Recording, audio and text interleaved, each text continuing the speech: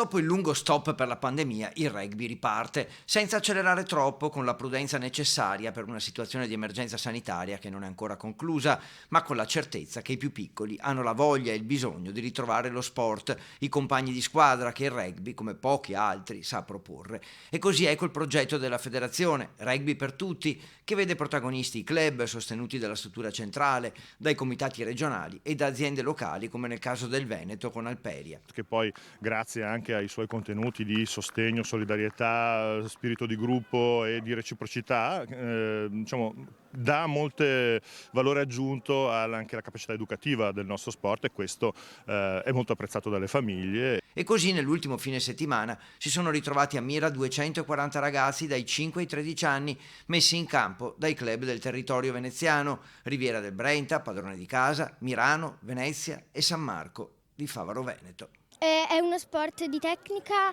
ma ci si diverte molto. È abbastanza aggressivo, però l'importante è divertirsi e io credo che questo sia uno sport molto divertente. Ho iniziato da quando mi stufavo a guardare mio fratello e ho giocato. Alla fine ho trovato degli amici.